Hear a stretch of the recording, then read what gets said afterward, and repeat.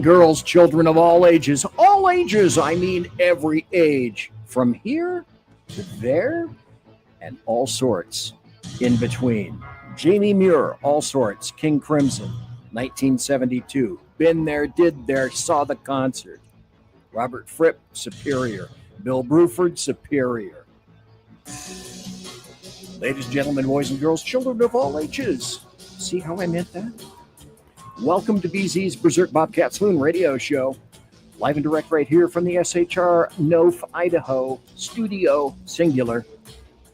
And I emphasize with emphasis that I happen to be this guy. I am your conservative Sherpa. And I am guiding you through the maelstrom of Democrat, leftist, globalist, lies, chaos, deceit, betrayal, all of those things. And please note that what you're about to hear tonight consists of my opinion and my opinion only, and tonight that of my guest, which is the Superior Sean Lewis, one each, waiting in the green room. Although it's not green, it's sort of purple, and all he has are brown M&Ms. However, mentioning that, the chat room has changed. Once again, I've made the chat room a bit more intimate and personal. So it's still raining, snowing just a little bit around here, so that you can see my plush, sumptuous, palatial, and resplendent chat room.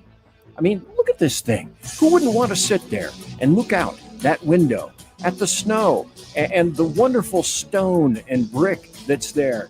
And also, I happen to have Tom and Jerry on TV. Now, why that was Tom and Jerry on TV, I don't really know. What am I doing? I am doing the job that fundamentally the American media maggots won't. I am changing America one leftist diaper at a time. We don't water our drinks, just like we don't water our conversations. We are still serving stiff drinks in the saloon, along with facts, history, logic, rationality, proportion, clarity, context, tradition, with common sense for normal people. And with that, I'd like to bring on the act you've known for all these years, which is the skillful and elucidus Sean Lewis. Yay! Damn it! That reminded me. I don't have a good applause track. You are. Right now. And you I'm know gonna what? I will have to say, honestly, BZ, if anyone deserves an applause, it's me.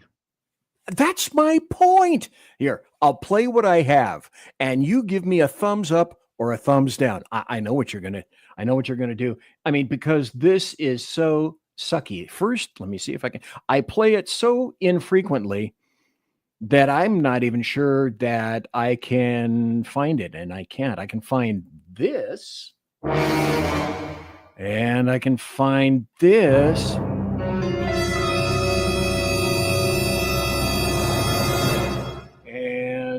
This.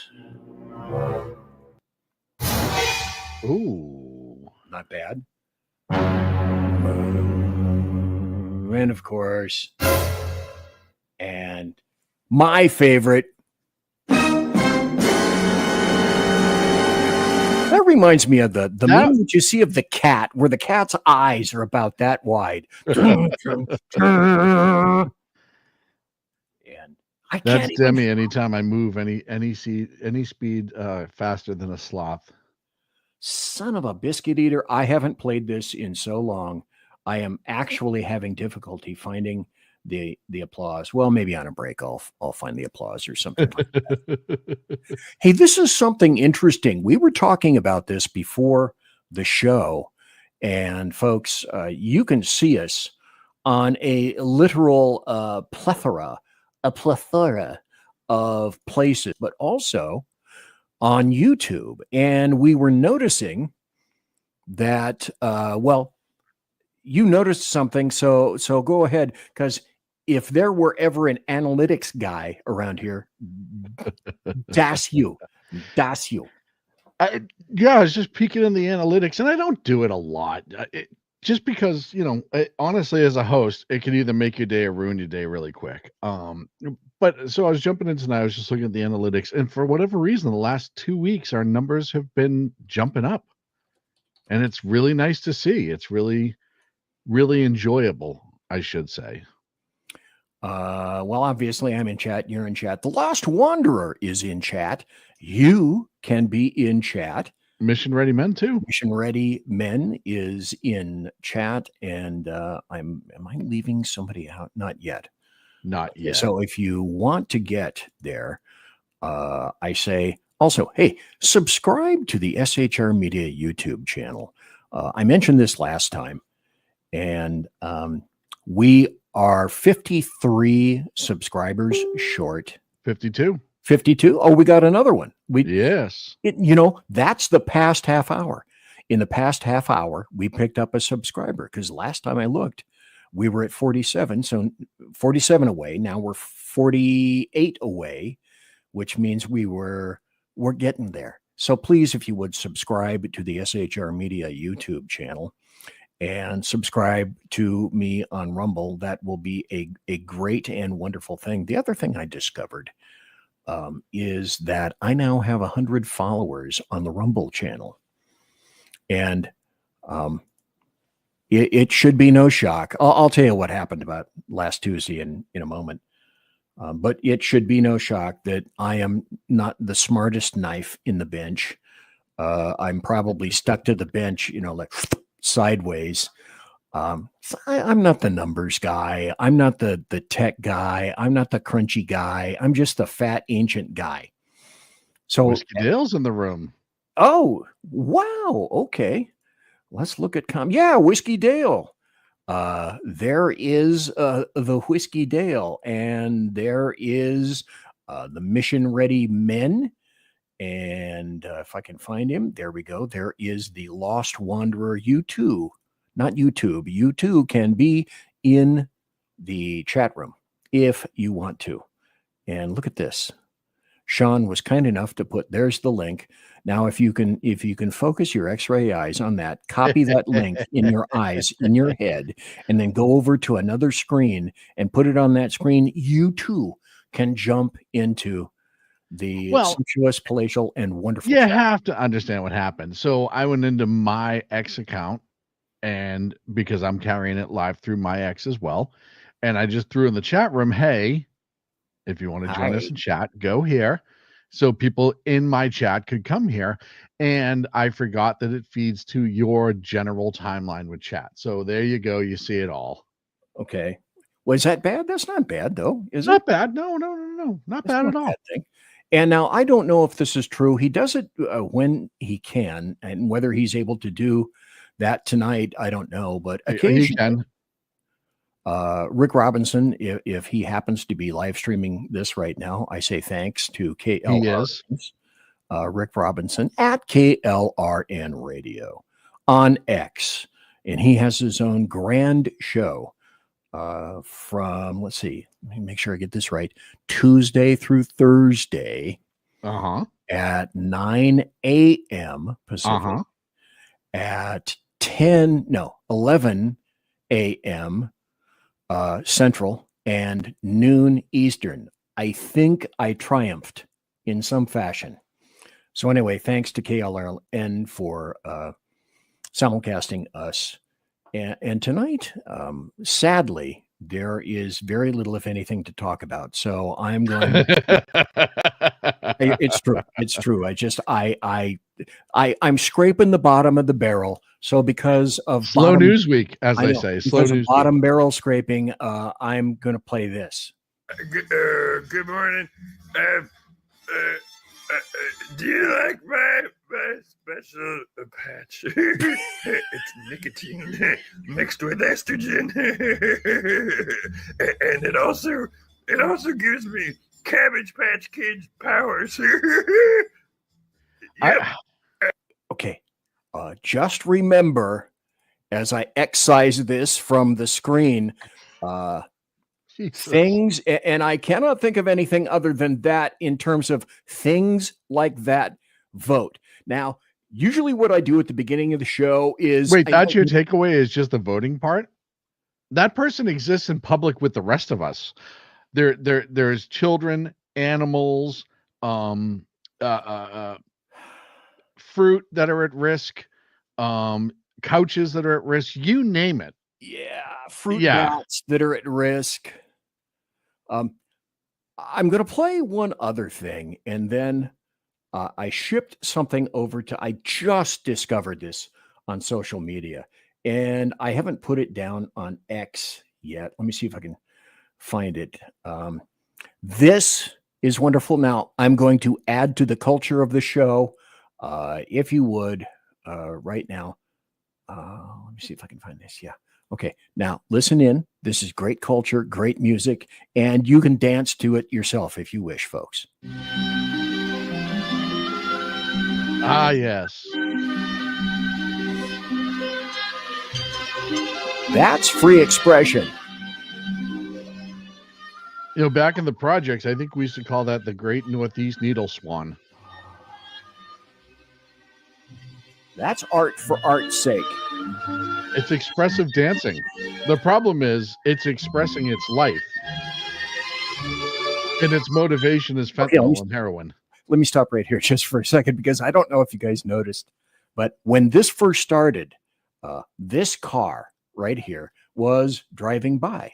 Now, obviously, the driver saw something and decided to stop. Now, has the driver gotten it? Because it comes into the frame earlier. Now, the driver came into the frame. The car stops. Does the driver get out to offer any help whatsoever? And the answer is not just no. Fuck no. I would like enough to for think, arts and dance. Best case scenario, they're on the phone with 911. Worst case scenario, they have their phone out so idiots like you and I can commentate on it later on social media. Okay, now I'm going to put this up. I wasn't going to play it, and I didn't put it on X yet. Let me see.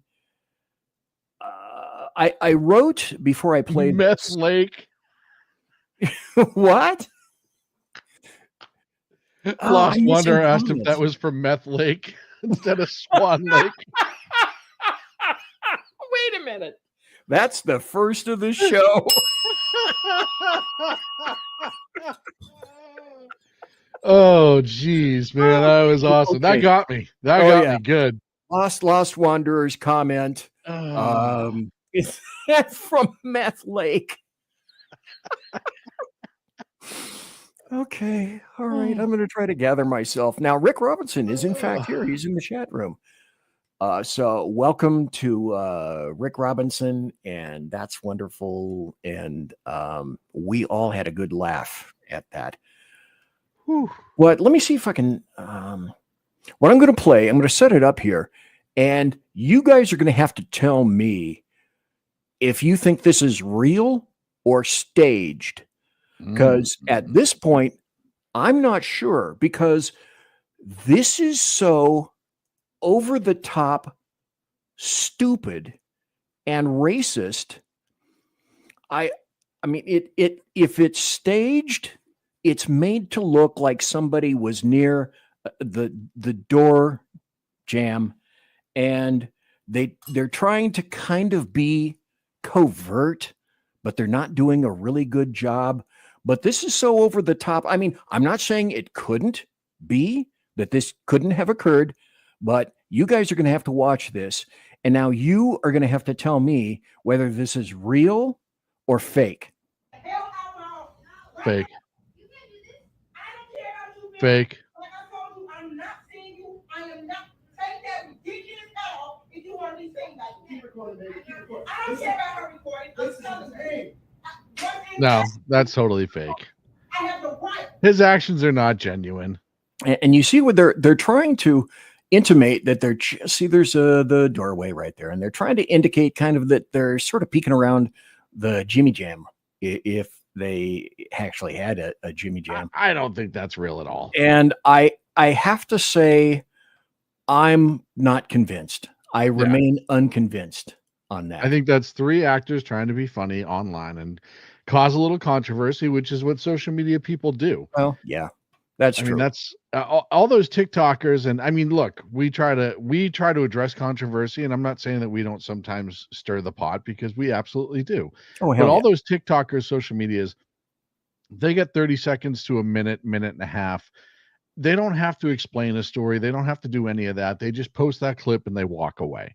They call themselves influencers, and they sadly they are. They influence the wrong way, unfortunately. And some of them are really funny. Some of them are obvious satire, and then there are ones like that they're just trying to get views, in my opinion. Now, if that's part of a longer video where they explain that it's funny, that's different.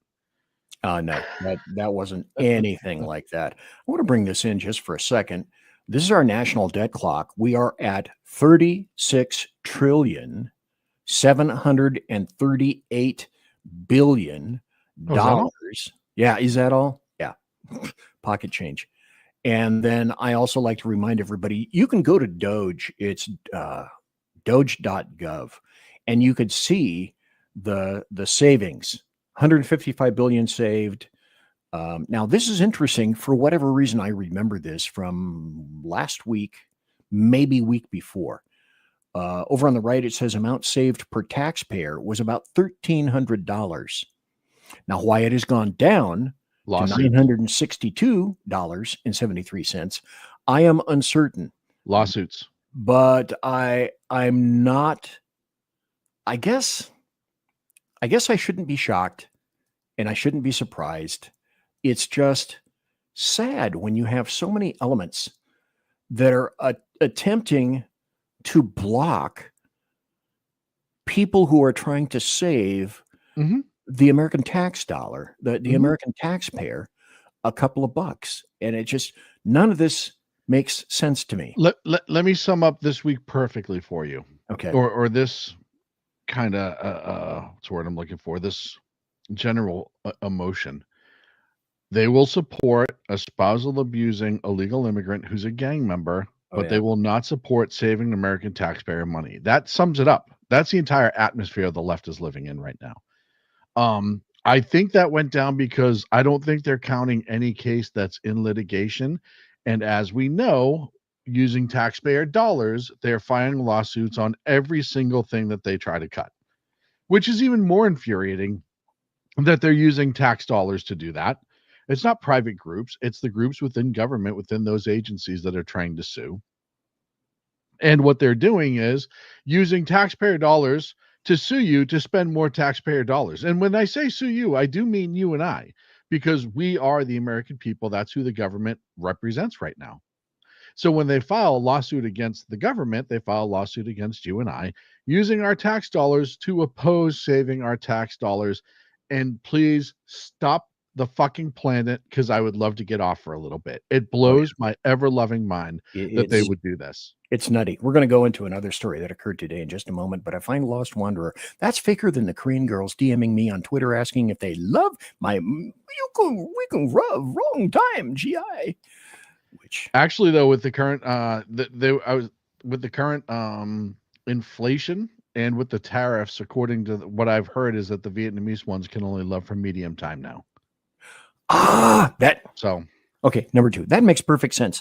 Thanks you for the explanazione. That's explanation in Italian. Speaking of explanation, this was weird today. Now, the son of a female deputy this occurred today, a shooting in Tallahassee at a school. Apparently a really big school. Tragic. And 2, I think, dead as far as I know now, a number of others wounded. I think it's 2 plus 5. I think it's 2 dead, 5 wounded. Okay. But this is just plain damn bizarre. Okay. There is a female Leon County deputy sheriff, and she has a son, and his name is in there, Phoenix Eichner, I-K-N-E-R. And apparently he was described as a average kid. He got along with the deputies and the people in Leon County, and he took his mother's gun, and I think that was the handgun, and I believe he also had a shotgun. Rifle. Was it rifle? Okay. Rifle. And used one of his mom's former service pistols and started shooting at the school. And so this is the mom apparently here on the right with the sheriff of Leon County. And it's just one of those, how do you explain this? And the answer is, I don't know. I It's have no tragic. idea how to. It's tragic. You don't know. First and foremost, you don't know what's going on in the background, what's changed in that kid's life in the last couple months. Because according to what I've read and watched, is everybody, like you said, the deputies, but also the kids at school, all got along with him. He was Yeah. fairly normal. He was driving a giant orange Hummer, so it wasn't like he was in stealth drawn mode. in. Yeah. Well, I just meant like personality wise. It wasn't Right. like he was an introvert or, lived in the basement. I have a feeling that we're going to find out obviously more. There's probably going to be some sort of situation or happening in his life that predicated all of this. I don't think that this is just people don't just wake up and do something like this. I'm a firm believer in that. And I think as we progress into this investigation, you're gonna find out that something tragic happened. Again, not an excuse, never is. But it would be interesting to see how he gained access to the firearms because he was not over 18. I don't believe he was still 17, right? So 20? Oh, is he 20? I apologize then. So I think he was 20. maybe Yeah, he did have access to them. But it's just a very odd set of circumstances.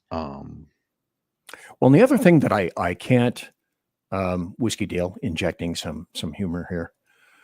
One of the things that I wish we had the wherewithal within us all to do what I would consider to be the proper thing, maybe not immediately, but certainly in time.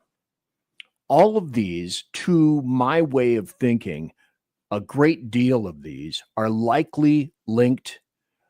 I'm guessing, I'm theorizing, I don't have the data to back it up, but I'm guessing that there are psychotropic meds that are involved Potentially. in a lot of these cases, and males are the first to be doped up with Ritalin, other drugs et al. Because little boys are little boys, and people aren't interested in doing the little boy thing anymore. Little boys are made to be little girls. Shut up, sit down. Oh, and you're too active. You need medication and or drugs. But you also look at those. I know you're chomping at the bit to get in.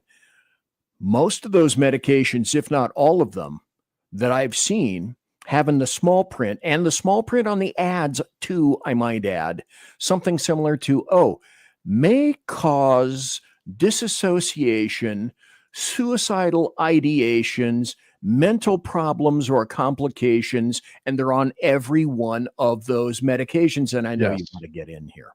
Well, and that's, I think that's something that we miss on a regular basis in all of these. They always talk about, oh yeah, well, he was on this medicine, and then they move on, right? He was on an antidepressant, or he was on a mood stabilizer, or whatever, and they don't talk about what the side effects are and can be in those. Obviously, yeah, it's been very weird to see the amount of medication being jammed down young boys' throats. And unfortunately, we have a problem because a lot of parents very much do the same thing over and over again. They trust the doctors and they don't do any research. I've talked about this before. My son's autistic. There's medication involved. And before we add, subtract any sort of medication, we do a bunch of research. I'm fortunate that I have an actual doctor of pharmacy in my family that I can speak with and bounce this information off of. But a lot of parents, the doctor says, oh, you can mix X, Y, and Z. And they say, okay. And you don't realize that 2 out of those 3 medicines have horrendous side effects. And when you combine them, the effects are greatly increased. And invariably what you'll discover if you look at one drug, and especially when you have a veritable pharmacopoeia of people that have the little plastic cases that flip up, and you've got, I don't know, 2, 3, 5, 10, 20, 78 pills in there. Yeah. Each one of those drugs needs to be studied because there are clear contraindications that have reactions with other drugs that everyone should know about. And yet the other thing is, depending on if you're doctor shopping, one doctor may not know what has been prescribed by one individual or another doctor. And unless you tell them, some people either don't wish to or may forget. The contraindications on that are huge. Well, They're and very like you huge. said, doctor shopping. One of the things that we've seen, you've certainly seen in your career, and I've seen in my career, and everybody has seen this. There are those parents who convince themselves that their children need medication, and then they go find the doctor that will prescribe them instead of going to the trusted doctor and saying, "Hey, this is what's going on with my child," and then they recommend or don't recommend medication. Once they get told no, like you said, they doctor shop until they get the meds that they want. And a lot of these doctors are very, very quick. And we found this out with my son. They're so quick to throw drugs at a kid before they even get through a determination as to what's going on. And it's tragic. And again, we don't know if that's a situation here. We don't know if that's the problem here, but it is something to look at. I found it very interesting. We got about a minute to go before the bottom of the hour break. Whiskey Dale put this in there. Okay, what happens if and when you immediately stop taking those meds? Well, that's a great idea. And then it looks like this guy, who is you, put in there, Dale, it is almost worse than that. So, well, I'd like to hit that when we come back. Folks, I am BZ. You're in the saloon. And we'll be right back after this. The other thing is that we're going to be talking about, I have a little bit of a soliloquy, I guess you could call it that's coming after the break. Because the topic of tonight's show is replacement theory. It turns out that replacement theory is replacement reality. And it shouldn't shock you that I have a whole bunch of videos that buttress basically my argument. Before we go there, though, Sackhead Sean brought up an excellent series of things that I want to discuss with him, and it does regard to autism and doctors and vaxes and things of that nature. We're not going to go into that, and we're not going to tear it apart in great detail, but I have some other things that I would like to play with regard to that. So please, if you would, go get your favorite adult beverage. I have mine. I'm BZ. Sean's in the wings. We'll be right back after this. There you go. And when I pushed it aside, Sackhead Sean, if you would kindly, pretty please, and with sugar on top and not Splenda, okay? Would you tell us where your show is, where it can be found, and all that kind of good, buttery, political goodness kind of stuff? Well, of course, it can be found with our good friends over at KLRN, but it's also on X, Facebook, YouTube, Twitch, Rumble, and Spreaker for the podcast if you want to catch just the audio version. I'm live every Monday and Wednesday night, 8 p.m. Pacific, 11 on the East Coast. And of course, I am regularly joined by wonderful folks like yourself, Rick Robinson. I'm going to have Big E on if he ever stops turning me down. And Jersey Joe's been on, and so I like to have the team out and about, but a lot of times I do a solo show, and this is the setting that you see, and it's just me bitching and moaning about what's wrong with this country, essentially. We're a bunch of coppers. We're just copping. All we do is cop about things and complain and cop and whatnot. Just bitch and moan. Bitch and moan. That's what we're good at. So Earl has not been on your show yet. Well, yeah, he has a late night schedule, so he's oftentimes, I know he's really got stuff going on, but if I don't give him a hard time, I really don't sleep well at night. Oh, okay. Well, I wake up hourly with night terrors, actually, if I don't harass him every once in a while. So I have to make sure of it. Night terrors. Okay, I'm going to tell this story because it deserves to be told. I've told it before. It involves Big Earl. You know where I'm going. Some of the other people don't know where I'm going, but my story sounds very similar to this. There I was one day in the original SHR Media studio in Sacramento, California. I always spell it with a K. And I found this cool guy on the internet. And this cool guy kind of looked like him over in the bottom right. That's Earl Big E Jackson. And I saw his social media and I was reading some of his stuff and I thought, this sounds like a really cool guy, really conservative guy. And he's from Texas. And speaking of Texas, I got to tell you a story in just a minute. He sounds like a really cool guy. So I got him and I said, hey, can you be on? This was way back in, I don't know, 2018, something like this, maybe even 2019. So I get Earl on the show. Earl is just that. Earl is a really cool guy. So I find some things about Earl on the show until he says, oh, and yeah, and say hello to Sackhead Sean. Okay, what do you mean? He said, oh, yeah, he and I used to work back at a department back east, comma, what the hell? Sean had not told me that he knew about Big E Earl Jackson. You never asked. Yeah, I guess I never asked. Well, and back then too. So, by the way, that story is actually funnier to Earl and I when we talk about it because we get a kick out of it. Because part of the reason you found him in your algorithm is because he was my friend and I was engaged with him and I engaged with you. So eventually they all connect, right? And I knew he was going to be on your show that night, and I still didn't say anything. And I think at that time, I was living in what is now the studio. The studio was my living room at that time, and we still get a huge kick out of it. It makes me laugh only because he had his podcast going at the time. He was doing his own thing, and he knew he had an open door with SHR whenever he wanted. Sure. But the trade-off to that is I also know sometimes you just want to build your product and build. So he knew he could ask anything he wanted to know and I would share it with him. And if he ever wanted the end, he had it.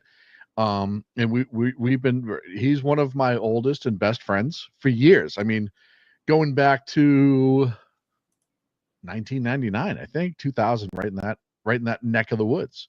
So yeah, it makes me laugh that you were like, I remember you saying, hey, do you know a guy by the name of Earl?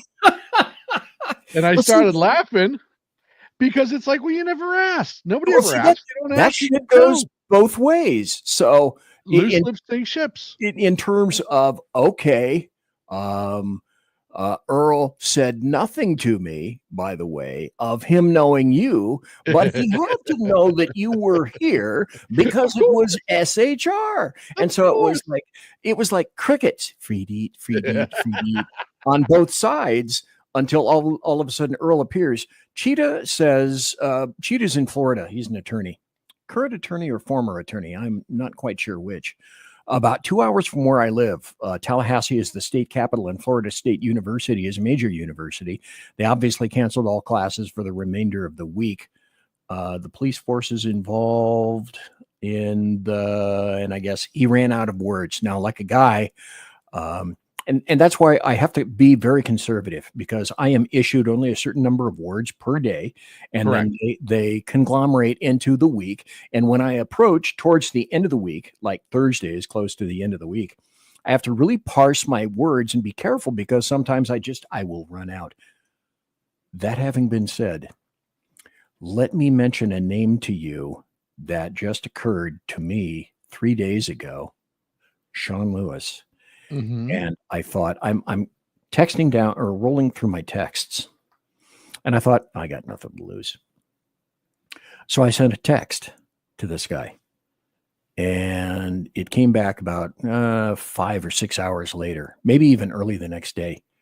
And I sent a text to Mike Jones. No kidding. In Texas. Professor Doctor. Dr. Jones, I presume, which I used to always address when he would come into the show.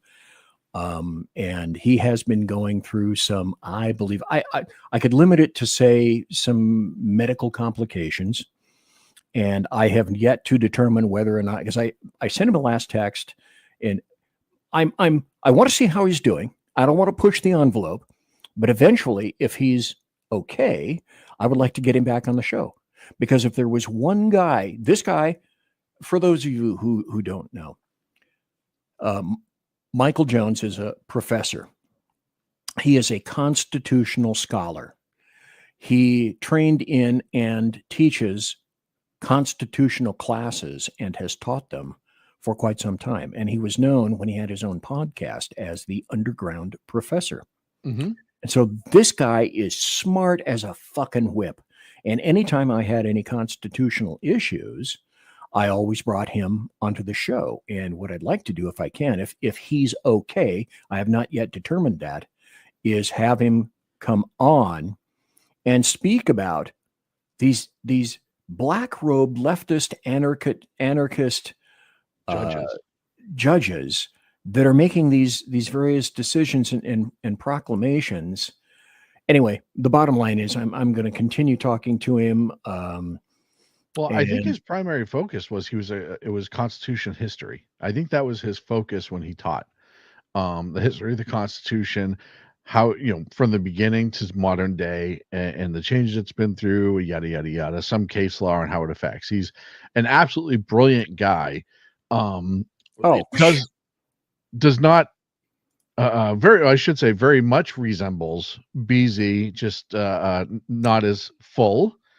And it was insightful as hell. And let me tell you, as insightful and intelligent as he is, he's also that funny.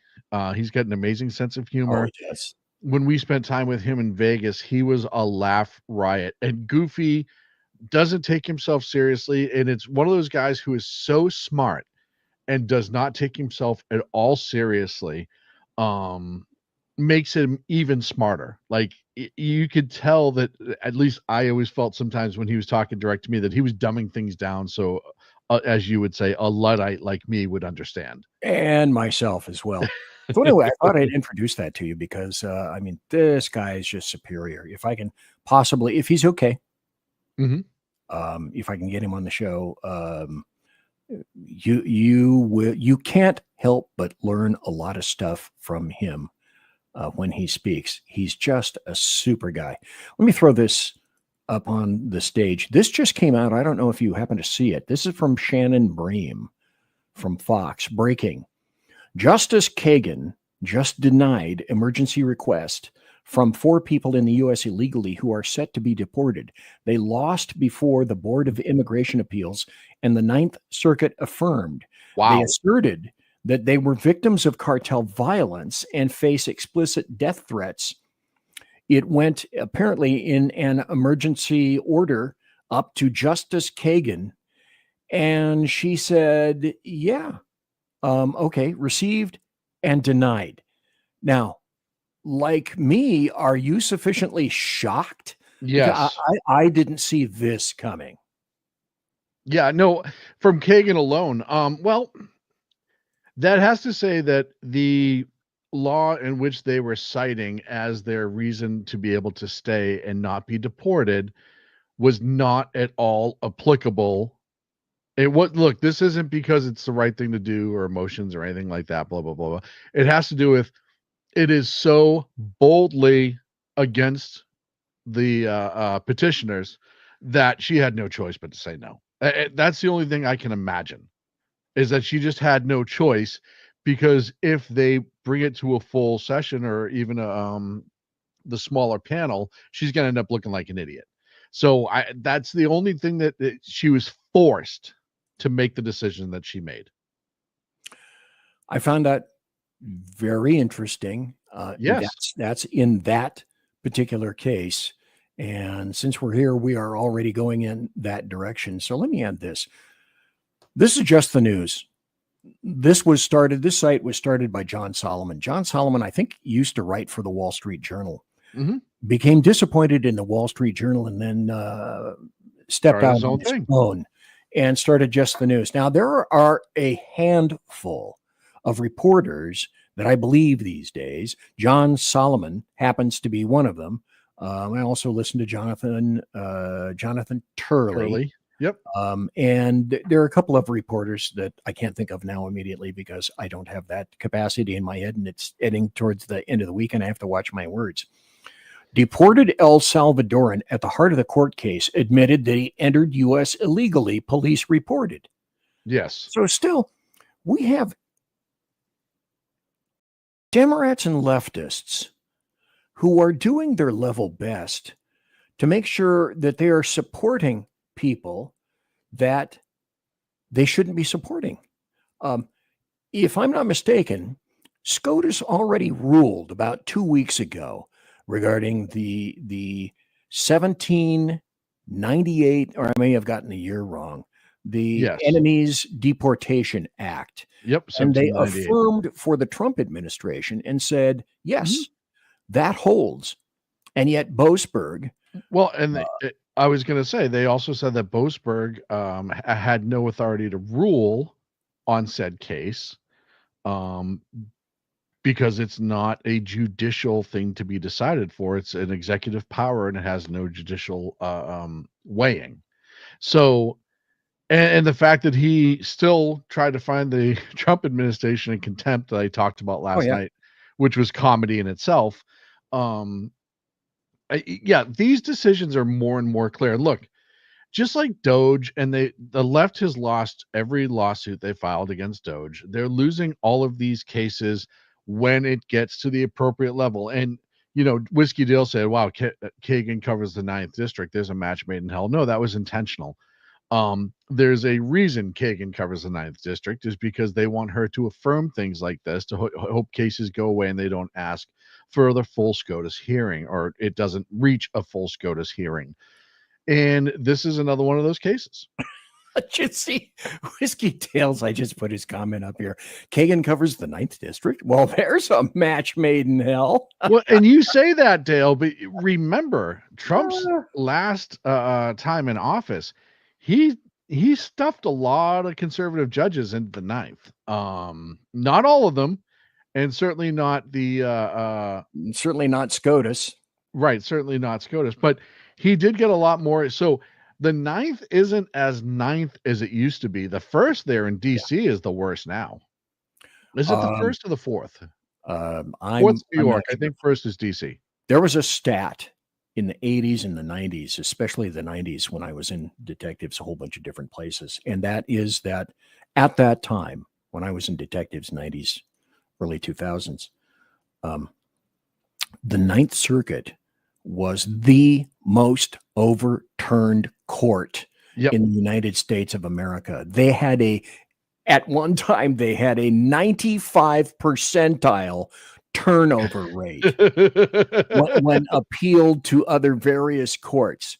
The other thing I want to remind everybody of, since we're talking about replacement theory is replacement reality, and so much can get down to replacement theory. I want to remind everybody why it's important that illegal invaders are not in the United States of America. And it's this: every illegal in the country steals your votes via a number of ways, like House seat apportionment, electoral vote allocation, stealing your money via federal funding to the states, which also is predicated and based on total population, including illegal invaders. So illegal invaders, you got to love them. Diversity is wonderful. Killing Americans and stealing votes. That's why you got to get them, the fuck out of Dodge. Well, and as I've said a million times, we could start deporting 5 times faster than we are right now, right? And the reality of the situation is we probably won't be to the people who are just here working and trying to slip under the radar for a few years. And in that time, because it's still America and we still have processes, all of those people could probably either be on their way to citizenship or have it already. And that's the thing that drives me nuts. Look, you look at all the people who are being deported right now, and they are not good people. You have this dude from El Salvador, the gang member, I can't think of his name. By the way, Van Hollen going down there and getting it shoved in his face is one of the funniest things That that's was- happened in the longest time. Oh, God. But you know what's amazing too, and I talked about this on my show last night. Van Hollen yes. is the senator for Rachel Morin, the mother of 5, who was raped and murdered by an illegal alien, No mention. and no mention whatsoever. And it's just gross and it's disgusting. But yeah, I don't. These people are amazing. I don't understand. Democrats are ridiculous because you look at, and I said this last night, you look at the last election, immigration was the issue. It Sure. was the most important issue. Economy was number 2, right?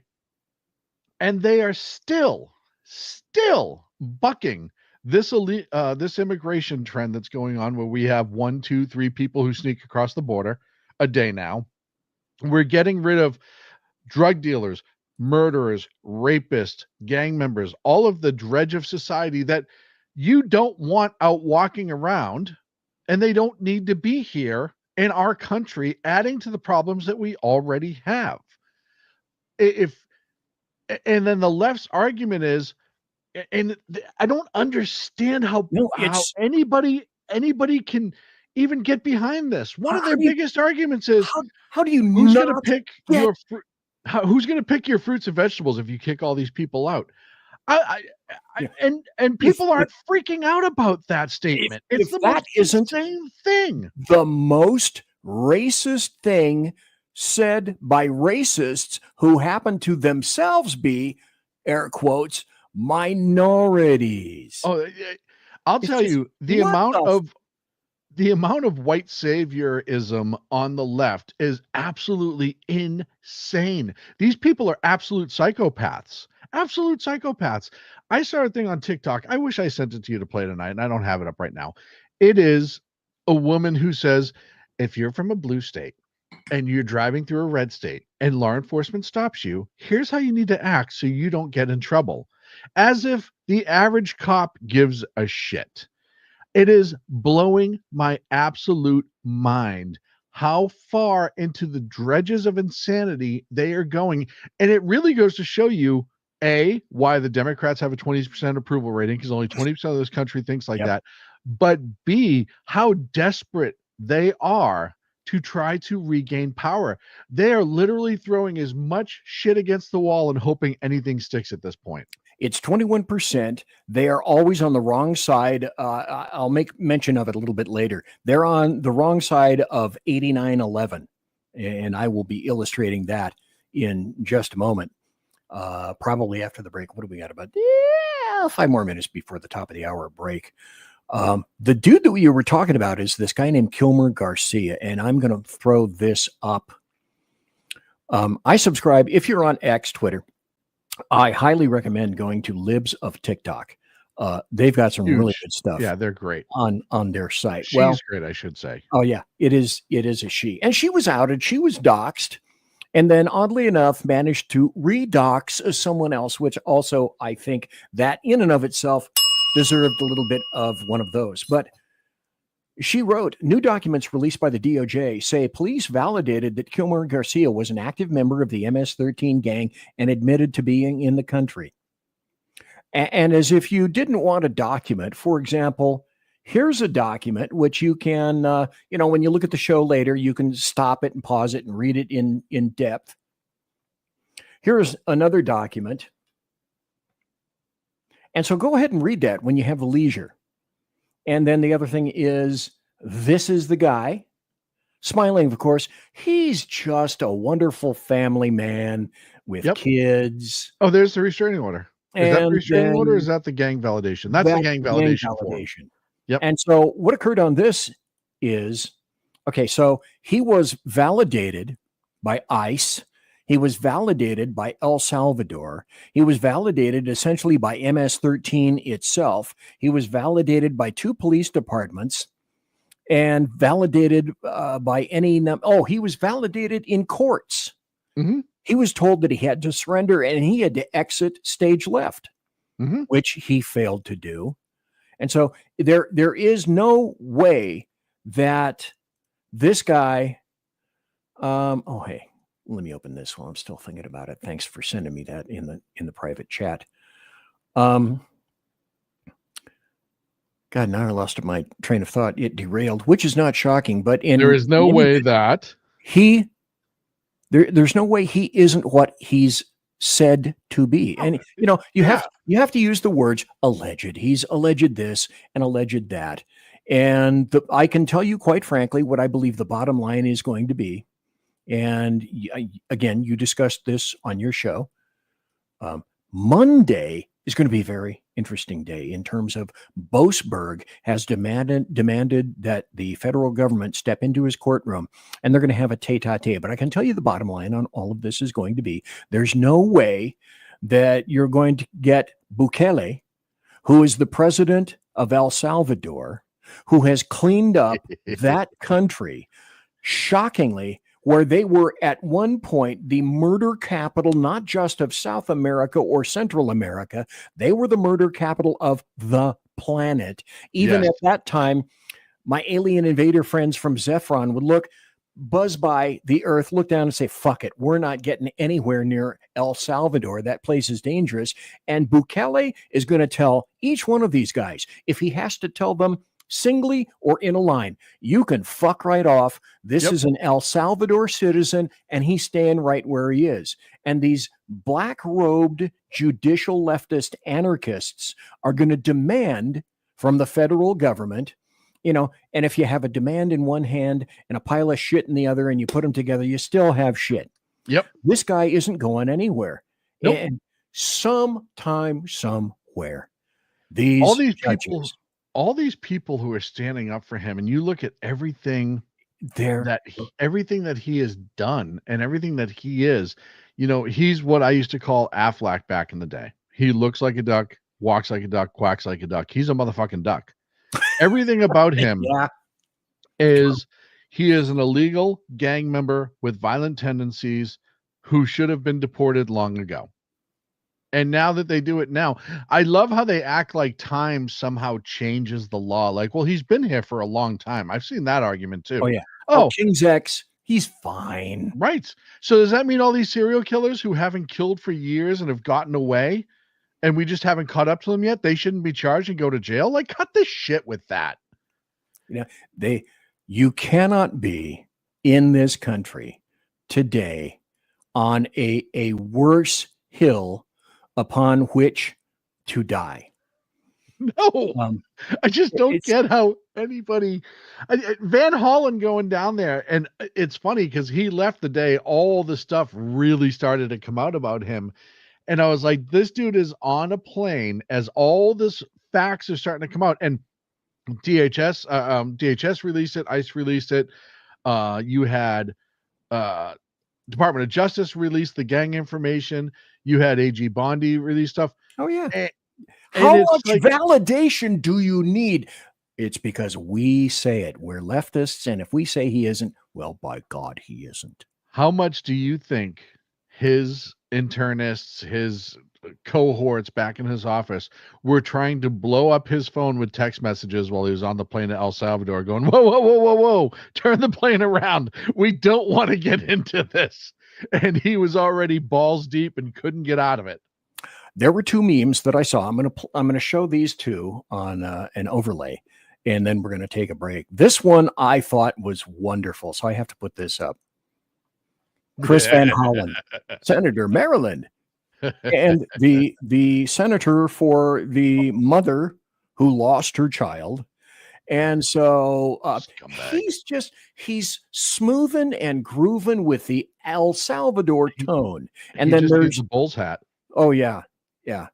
And then there's this one that I happen to create and send around the planet. And I'm waiting to see if it actually goes anywhere. This is Tom Homan. And that's Tom Homan serious. And look, he's perplexed. And there he's overjoyed. You can actually see him brimming with joy in that one. In that one. And then the final one, he's shocked. And the amount of dismay on his face is my God. It's incredible. Anyway, that's Sean Lewis. I'm BZ. We'll be right back after this. There's more MOAR. More buttery political goodness coming. Conservative media done right. You're listening to the SHR Media Network. And we're back. I'm BZ. Tonight we're talking to Sean Lewis here in the Saloon. You just heard about his wondrous show. It is a show of shows, a wondrous show of shows, The Edge of Liberty, right here. And he told you where you can find his show. It's on Monday nights and Wednesday nights. His show was on last night. I did what I call kibitzing on his show, and you can kibitz too. Monday and Wednesday night, same time as mine. It begins at 8 p.m. Pacific, 10 p.m. Central, and 11 p.m. Eastern. And so that's what I mean, and that's what I say, and that's the way it's going to go, because I say it. Do you like my shirt? I do love your shirt. It's very lovely. This is an ancient Marvel Comics page drawn by Jack Kirby. What people don't know is that was actually a billboard that you cut down. Shh. To the moon, Alice. And the best part is you cut it down when all of those were actually still in circulation, those specific artist styles. Okay, I'm going to tell you a story of I'm going to tell you a story of intense woe. A long time ago, I had a house in Sacramento, and this was post my starter marriage. And I was living at this house on Mary Al Drive in Sacramento. Nice little house right across from a school. And I was moving. This was 1993. This was my move to up in the mountains in Alta. And this is where I moved. Up in Alta was 4,000 feet in elevation in the Sierra Nevada mountains. And I ended up living there for 28 years until I moved, from my house and came into Idaho in I sold my house in 21, sold her house in 22, and we finally got here with most of our shit in 23. But having said that, back in 1993, I had 2 big boxes, big enough that I can't even hold my arms out really wide. And they were full of comic books. I collected Marvel comic books from the 60s. It was late at night. Oh no! Yeah. You see where this is going? Tragedy. Actually, it was a Foot Locker with probably 400 or 500 comics in their beautiful little individual plasticine envelopes, so that they wouldn't get fucked up. And it was like 1 a.m., 2 a.m., and I thought, and that thing, because it was so big, filled with so many comics, that before we left, I took the trunk over and gave it to the kid next door. You probably don't realize that you gave him $50,000. I had Silver Surfer #1. Oh, if you can get Silver Surfer #1, if you can even get it, it's about a $15,000 comic right now. I had original artwork from Jack Kirby. One of the worst. I mean, everybody has their tale about all the stupid shit that they gave away for whatever reason. But I would be a wealthy man. I wouldn't be living in this house if I had those comics and I held on to them sufficiently long that I began to sell them today.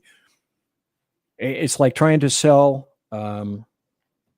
Tales to Astonish. I don't remember what number that is. Tales to Astonish, a Marvel publication, was the first appearance of Spider-Man, and that has gone in like about an 8 or a 9 grade for at least $1 million.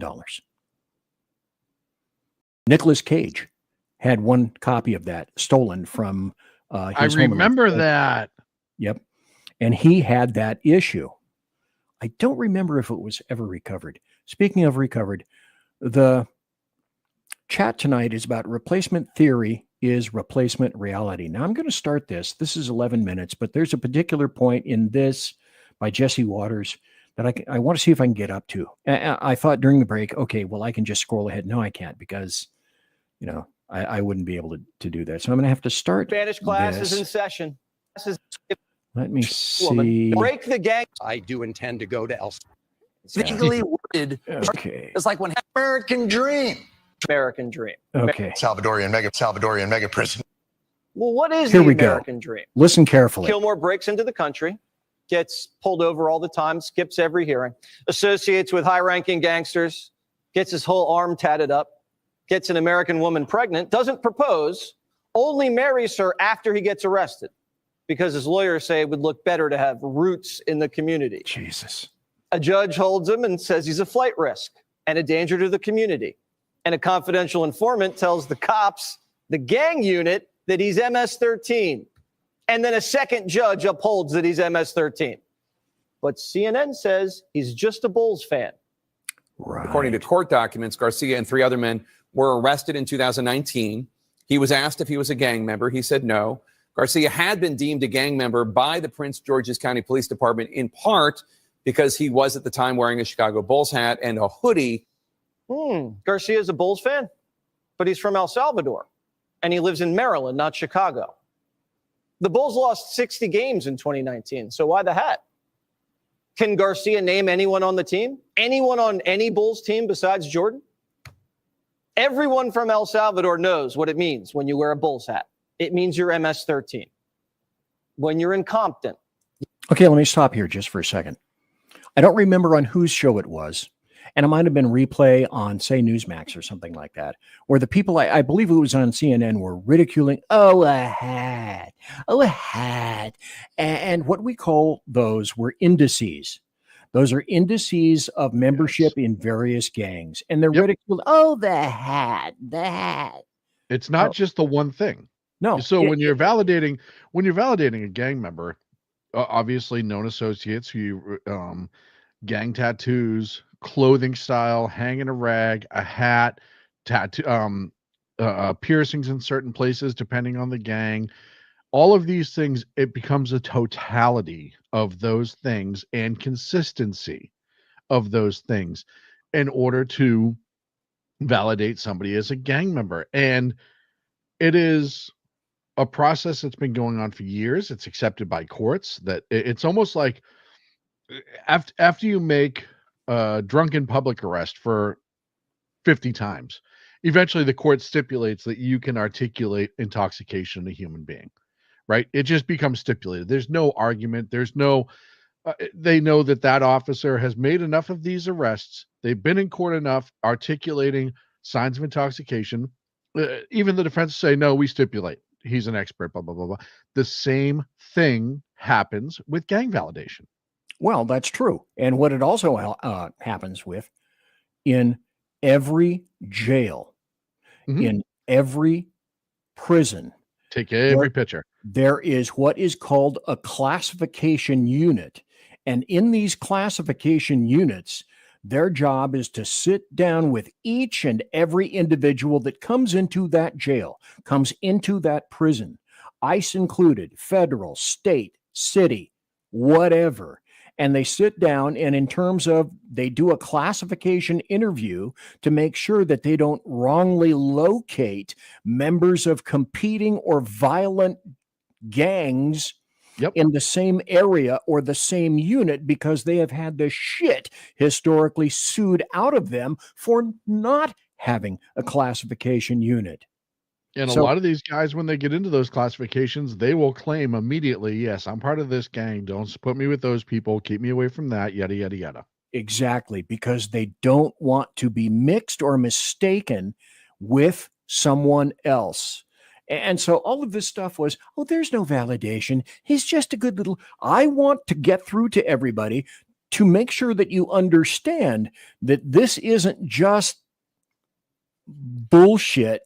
It's the most massive bullshit of all. Well, and they're trying to, I love the fact that leftists are trying to, like the argument of, well, he's just wearing a Bulls hat. Okay. I understand that certain people are just Bulls fans, but the style of Bulls hats counts, where you're wearing it, who you're with when you're wearing it, yada, yada, yada, yada, yada. When I was working out here in private sector and I was working in a large outdoor area, I used to laugh at the amount of Norteño kids wearing a Boston Red Sox hat because it had the B on the front. That's the 1 and the 3. And every time I'd see him, I'd walk up to him and be like, "Hey, who's your favorite player?" That was the thing I'd ask him all the time. Yeah. And of course, Yeah. they wouldn't know one player on that Red Sox team, right? Gang validation. And if you do it long enough, it's been a long time since I've dealt with any of that. I can still roll down the street and pull gang members out of a crowd Oh, like sure. that. Oh, Simple Jack. Yeah. Hey, look, Jack Alexander is in the room. Very good to say. He's got a Very good to see. good brain. Super people. I want to do this. I don't think it's going to take me more than about 5 minutes. I said that earlier I wanted to get a little soliloquy off my back, so to speak, and address what we're addressing tonight. And then after that, we're going to go into this because we're going to talk about these peeps. But what I wanted to say was replacement theory is ridiculed by what I call the DLG, the Democrats, leftists, and the globalists. And it has, in fact, become replacement reality.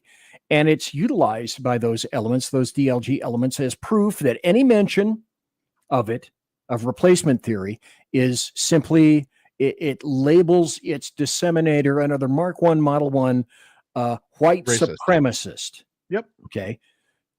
You have to understand the fundamentals behind this. Therefore, accomplishing what it does is that accomplishes 2 goals: ridiculing the theory itself and ridiculing and dismissing any substance whatsoever to the issue. That's the point. But when you come to examine the issue and you blast away the DLG, the Democrats, leftists, and globalists, and the American media maggots, and worldwide media bullshit, I should add, you begin to discover that replacement theory is actually replacement reality, and that most everything in recent years is proof positive, huge proof positive, and it's all inexorably linked, which I hope that you pull out of the show tonight. Historically, we only have to go back to 2016 to realize that, in essence, most every so-called conspiracy theory postulated by Donald Trump, OMB, Orange Man Bad, the guy with the dead orange cat on his head, has been proven to be fact as a matter. Donald Trump claimed to be wiretapped. Okay, wrong specific verbiage, because nobody taps wires anymore by utilizing a clandestine van looking like it belongs to the phone company, a truck, and some uniformed guy with a hard hat and a butt set. Right. I used to do that a long time ago. Back in the day. I never climbed the poles, but if you wanted, well, I never pulled well anyway, but if you wanted to do that, it was a physicality involved in doing that. Well, I used to do Title IIIs, with the old guy sitting in the sweaty room with the reel tapes. And I'm like, stop the tape, start the tape. The stories I could fucking tell with that. But Donald Trump was correct. He was surveilled from the microsecond he announced. And my guess is he was surveilled way before that. He was talking about it. I would bet money, BZ, that when we saw him at Freedom Fest in Las Vegas, that he was already surveilled. Partially not even because of his political aspirations, but because of his wealth and his international business, yada, yada, yada. I think that it was just convenient. They already had a tag on him once he decided he was going to run. And the simple fact that they denied it to the hilt. I mean, just how quickly they ran. I'm going to get the shirt that says I'm not a conspiracy theorist. I am just a proven right again theorist. The amount of pant pissing that they all did when he brought that up, and they all said, no, that never happened, blah, blah, for years, right? It goes back to, what's it, the 52 security specialist, or those idiots, right? It's the whole it's the same people that signed that came out and said there's no way Donald Trump was surveilled. Our country would never do that, yada, yada, yada. And then come to find out, Barack Obama, in fact, ordered it and did it. And they set up one of the people in his campaign in a honeypot situation as well. If you think that just because the CIA doesn't officially operate in this country does not mean that the FBI does not use CIA tactics in this country, and that the entire campaign bugging was a CIA tactic that they were trying to get dirt on him so they could absolutely beat him. They knew he was a threat. They knew people were going to vote for him, and the Democrats couldn't have that. We all know that there was the Mueller investigation, which turned up nothing. The bed-pissing dirty dossier paid by Hillary Clinton to Christopher Steele, who happens to be an inveterate British liar, as a matter of fact. The bought and paid for former FBI director James Comey, who refused to allow an investigation to even get to AG Loretta Lynch because he felt Cankles didn't possess intent. The outright extortion on video. Well, don't forget the Bill Clinton meeting with Loretta Lynch in the back of the plane. The tarmac meeting. They were just talking about grandkids. Come on. Yep. People Sean, forget about that. What's wrong with you? You and I can remember me, you, and Clint talking about that when it happened. The former president does not meet with the current AG in private, while the former president's wife and then Secretary of State was under federal investigation. What is a private jet? A private jet is nothing more than its own skiff to make sure that you can't be overheard and what you discuss within won't be relayed to anybody else. Faux impeachment number 1 because of the phone call to Zelensky. Faux impeachment number 2 for incitement to a resurrection. Russia, all those things. I almost tonight for the show got some foil and wanted it to conform to my head. Remember when I did that? Oh, yeah. And then I thought, okay, well, I shock the shit out of myself if I do that and I wear headphones on my, so I ended up not doing that. But, that indicates clearly replacement theory is replacement reality. Elon Musk's Doge uncovered massive federal fraud, illegal social security numbers. It is a blueprint for one-party rule. Yes. Replacement theory is one-party rule being pushed. Washington is in free fall. The Democrats don't know what to do. DOGE dropped the most damning evidence of systemic fraud that no one seems to give a shit about. It's not speculative. It's documented. You can go to his website. Oh, yes, there isn't much opacity there. You can actually see it quite transparently. Under Biden's watch, 5.5 million illegal entrants were issued Social Security numbers by the Biden administration. Go. One of the things that I bring up all the time, what do you think the leftists truly fear right now? It's not Trump. It's not Elon Musk. It's none of those people. What the left truly fears right now is that the corruption gets so exposed and that they can never go back to it, that it becomes so in the face of the American people that they can never go back to it. And by doing that people actually get to taste freedom, real freedom, away from a government that's not looking over your shoulder for everything, that's trying to look at your $600 transaction with your kids, that you're actually allowed to post stuff online, and that you can get a job where you can live easily versus now where it's very, very difficult, and it's getting better, but it's still difficult, all by design. They destroy the middle class by design. If all of that gets undone, the left will never see power again, and they know it, and they're petrified of it. The 10 million, like you said, the 5.5 million Social Security numbers that were given to illegals, let's look at the 10 million that were allowed to just stroll across the border. You talk about replacement theory. What do you think that was? That was intentional. Getting their ankles moist at most. To absolutely change the voter makeup of this country. Why do you think They wanted the path to citizenship for all of them so they could vote. Why do you think in local elections they were trying to make it so they could vote locally? Because locally their voting still helps Democrats.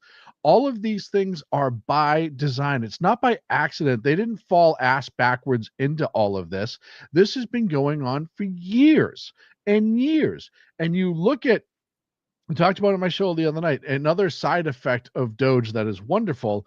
There is a gun control group, I can't remember which one, who's talking about laying people off because it suddenly doesn't have money to keep going after USAID was crushed. So you look at all of the things that the leftists, and this is why they're backing this absolute shitbag of an El Salvadorian illegal criminal alien.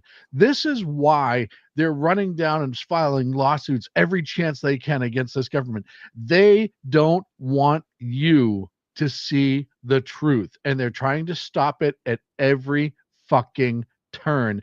And they are shitting chickens because more and more the Americans know the less and less they will go along with Democrats. Let me also throw this into the mix as well. Please. Remember how the Clinton Foundation ran everything and then one day it didn't? That's the fear here. What if, for example, like intelligence, what the Democrats are screaming at us? Well, what if our trusted allies don't trust us anymore?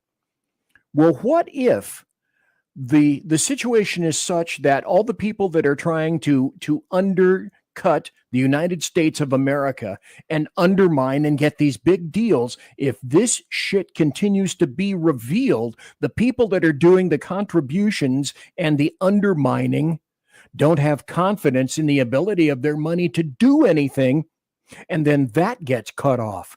That's the true honeypot, because if their dealings continue to get revealed, what's the point in trying to corrupt anybody else?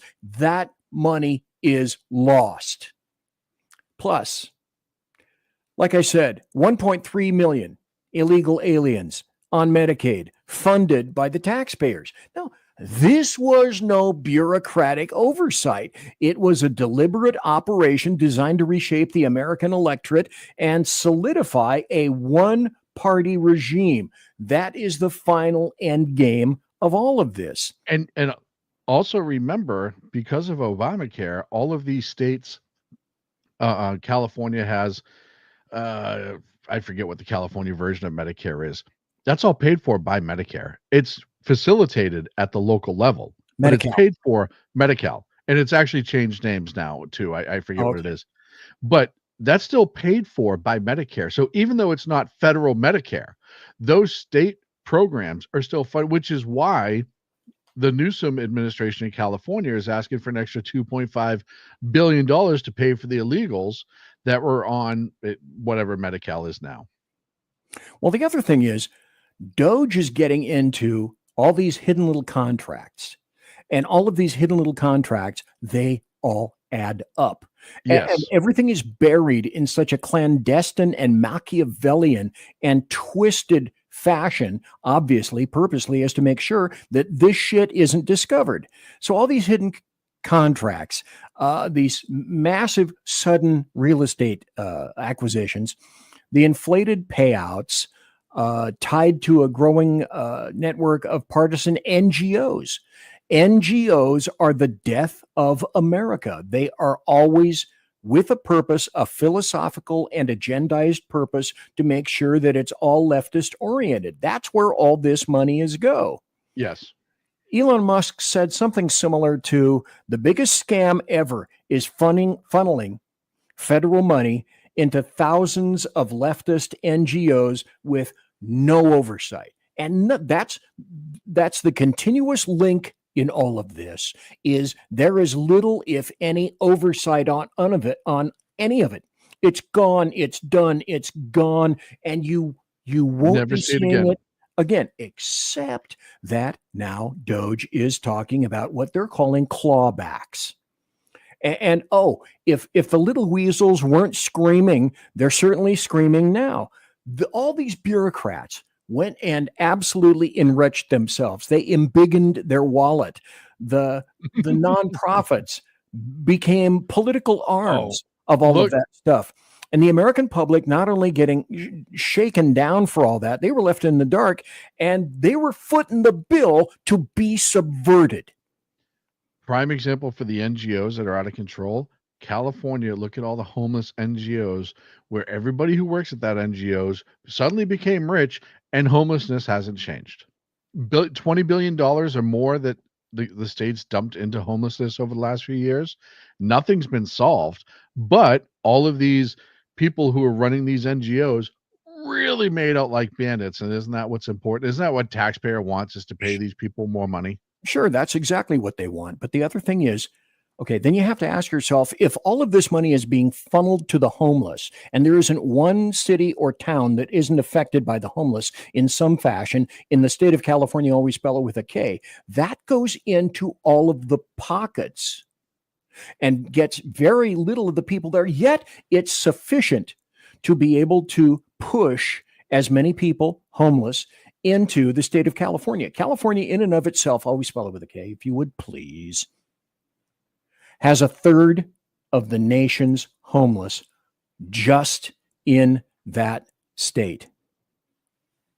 And So you know why. Oh, yeah. We're going to go to a break. I'm going to continue Okay. for a little bit, and then we'll get back to some of these judges, and then another issue to discuss with Sackhead Sean. That is he right there. I am BZ. I am your conservative snurpa. I did a meme one time in Grok, and it came out that I was your conservative snurpa. So I guess I'm your conservative snurpa, and your snurpa will be right back. Conservative media done right. You're listening to the SHR Media Network. To the SHR Media Network. And I'm BZ. It's the final half hour of the show. This show has gone bada bing, bada boom, bada just, you're out of here really super fast. Thanks to everybody for being here tonight. It has been varying between 35 and 40 people watching live. I can see the numbers. Oh, wait a minute. Wrong place. I can see the numbers up here on my side, but it's quite evident that you guys can't see them up there. You know, if I were a smart guy, what I should have said is that you won't believe the numbers, dude. I got 35,527.2 people watching live right now. Now that I got about 35 to 40 people watching right Well, now. and I can Which is tell still you, really cool. I can tell you over at KLRN, there's over 220 watching. Oh, and very nice. So you got that right there. And that's to you from me to the people that are watching. That's a wondrous kind of thing. I want to continue with my little soliloquy. Let's go back a little bit. The only reason that you would want illegal invaders to have social security numbers, as they do, is to access our hard-earned American taxpayer largesse, okay? And having that to vote for Democrats, you know, the folks who provided all your free cheese. And the only reason to have them vote, which is stored in an underground warehouse in, I think it's Tennessee. All the free cheese. Yeah. Oh my God. The stories. People don't even know that exists, but there's a cheese vault in America. It's the funniest thing, but go on. Cheese Vault. That was the name of my 7th garage band. Thank you for that. So the only reason to what is to have them vote isn't replacement theory. It's replacement reality. Okay. And go back. History. Democrats just lost an election. Bigly. Hugely. They are in terrible disarray. They are not appealing to the younger generation. A story I probably won't even get to this. There is a story that just came out in Newsweek saying that the youngest generation now is going for the Republican Party. I haven't even gotten to happy stories yet. Look at go here. We're going to talk about this next, but look at the fuck ton of tabs I have. These are just always have more than you need, but those are all individual stories that I thought, okay, if I need them, there they are to talk about tonight if we want to, knowing full well that I will never get to them. Okay, so their policies are insane. You said that in the very first hour. They are people of broken minds. Yes. They lost the Electoral College. They lost the popular vote. They couldn't possibly have envisioned this because there is no introspection. There is no self-examination done then within the first couple of months after that. I'm not so sure, and I'm not convinced that it's going on now. So what they're doing is they are throwing every pre-chosen leftist, black-robed, anarchist judge imaginable at every issue. They were all pre-selected. They know, on this issue, if I go to mom and not dad, I'll get it through. On this other issue, slightly, if I go to dad and not mom, I will get that through as well. Because you have to replace actual Americans of all colors with an entirely new strata of people that you believe. Otherwise, if you didn't believe this, it wouldn't be occurring. You believe they're going to be grateful, they're going to be loyal, and most importantly, they're going to be dependent on you, for you. I want to go back when you said that they had broken brains.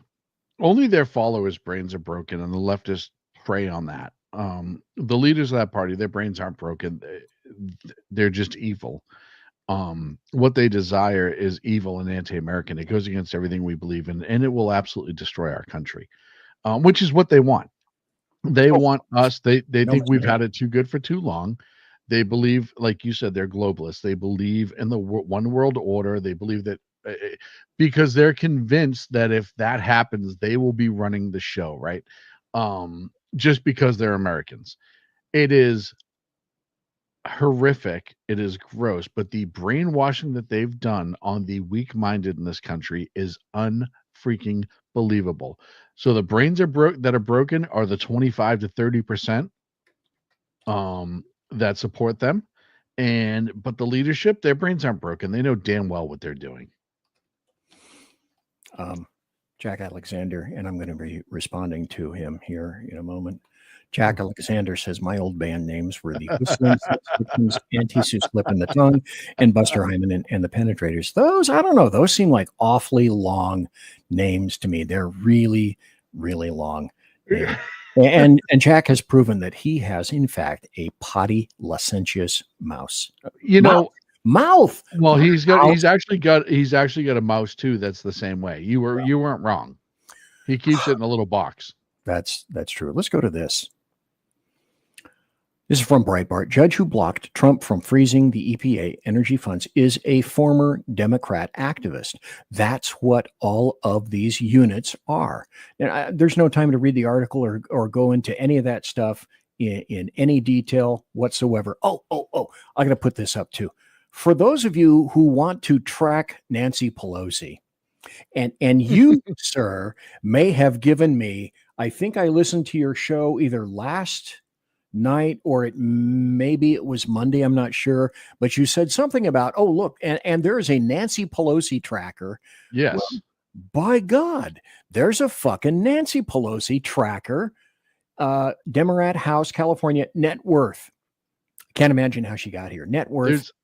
$245.66 million, $250 million is her worth. There is an app now by the Nancy Pelosi tracker on X. There's an app that they launched. It locks into your whichever one of the investing apps you have. There's a bunch of them out there. I can't think of them all right now. Robinhood, I think, is the one that they use. And essentially, whatever you invest, if you hook up their app to your Robinhood, it will automatically buy and sell along with her. And they have something like a 25% increase in funding. It's amazing. Absolutely amazing. So if you use Robinhood and you get the Nancy Pelosi tracker app, I forget exactly what it's called, and you link the two, it will automatically invest your money however Nancy and Paul are investing, and you will absolutely make money. It's never gone down. It's always gone up. God, why didn't I think of stuff like that? Well, I'm not Fucking brilliant, isn't it? I'm not smart enough, but yeah, it is. You know, the internet can be filled with foul and egregious crap. But on the other hand, it can also be a wonderful link to a world that you will otherwise never know. I'm going to go And it into makes this you article laugh. very briefly because here's proof of under Biden, millions of non-citizens were given Social Security numbers under Biden, and the only purpose of that is for voting and to get them into largesse and entitlements. Let me go to this. This is from Doge, actually from Town Hall, but numbers through Doge. Non-citizen Social Security numbers issued over the past 4 years, 270,000 in 2021. Now, note the factor. 590,000 in 2022, doubled. 964,000 in 2023, doubled. 2,095,000 in 2024, doubled. And no one is complaining. Well, few are complaining, as they should be screaming to the tops of all the churches as much as they possibly can. That is so ridiculous. This is replacement theory. It's so you talked about. Let me stop here. I'm going to play a good portion of this because this is an Australian, air quotes, journalist talking to Tucker Carlson. Now, say what you will about Tucker Carlson. To me, he can run hot and cold. When he's spot on, in my opinion, he's spot on. Now, this is about a 5-minute cut. I'm going to play probably the bulk of this because I want you to understand this is an Australian journalista. I call him, and he's a polished Alex Jones. You could make that argument. Anyway, this is how you destroy somebody with an agenda who doesn't really give a shit about the things that you're saying, only wants to make a point. Go. So you talked a little bit about immigration, and in the past you've talked about how white Australians, Americans, Europeans are being replaced by non-white immigrants in what is often referred to as the Great Replacement Theory. This is the same. Have I said that whites are being replaced? Well, I don't think I said that. Well, it's been mentioned on your. Do you see what already 5 seconds into this, what she's doing? So 4,000 times. And really, when did I say that? On your I said show, whites are being replaced. You have said that before. Really? Yeah. I would challenge you to cite that because I'm pretty sure I haven't said that. I said native-born Americans are being replaced, including blacks. Native-born Americans. Native-born Americans. And Americans who, like black Americans, have been African Americans, have been in the United States for, in many cases, their families over 400 years, and their concerns are every bit as real and valid. That was on her behalf. Yeah, black Americans. By the way, anybody that's watched recent videos with Mayor Johnson in Chicago and the black voters in Chicago having just a bit of a problem with illegal invaders being the top priority for Chicago. To me, is the concerns of white people whose families have been there 400 years. So I've never said that whites are being replaced. Not one time. And you can't cite it. Untrue. So we just met, but when our relationship starts with a lie, it makes it tough to be friends. So let's pull that back. I'm happy to explain what I do think. Well, you actually can't say it because I didn't say it, and I don't believe it. And I'm telling you that to your face. So why don't you just accept me at face value? My concern is that the people who are born in the country are the main responsibility of its leaders. And as noted earlier, when those leaders shift their concern from Jack owns her responsibility it is to take care of to people around the world, to put their priorities above that of their own citizens, that's immoral. And they are being replaced by people who are born in the United States. And the birth rate is the whole story. They are not at replacement rate. And so the U.S. Go ahead. I just want to point out this was from what, last year, 9 months ago, whatever it was. Yeah, almost a year ago. It's a great clip. Look at what's happened in Europe. She said Europe specifically. Look at the UK right now. Oh, look at what's happening in the UK and France. France too. Look at is it Sweden or Switzerland? I forget which. I think it's Switzerland. You don't hear the stories that are coming. If you do a deep dive into Switzerland, the amount of violence and grotesque violence that's going on there by people who were not born there that have illegally immigrated over the last 5 years, it is unbelievable. So even if he didn't say that specifically about white people, in general, native born people are being replaced. Thank you, Whiskey Dale. I knew you were on top of it. Yep, he certainly was. Let's continue. But you're right. The UK is so far gone. I'm not quite sure it's recoverable. Population is growing because we're importing people from other countries.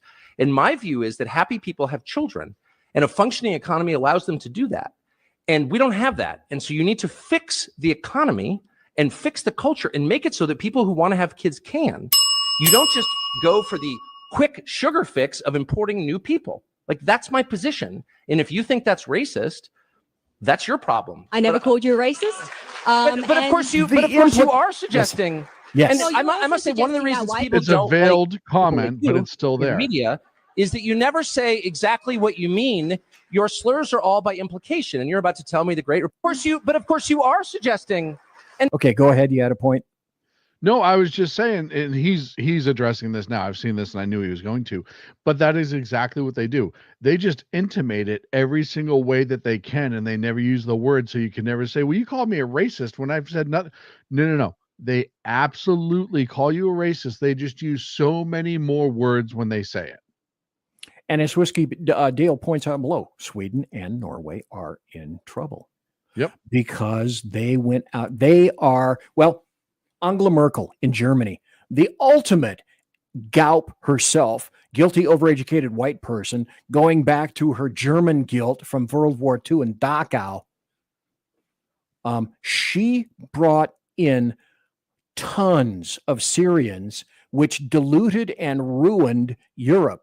If anyone can point a back finger to someone who invited Islamists into all of Europe, it is Angela Merkel. I'm going to be doing a show on Muslims. Oh boy, as you know, I don't have any opinion whatsoever on that at all. Let's continue. I must say, one of the reasons people don't like people like you in the media is that you never say exactly what you mean. There you go. Your slurs are all by implication, and you're about to tell me the great replacement theory is racist or anti-Semitic, whatever.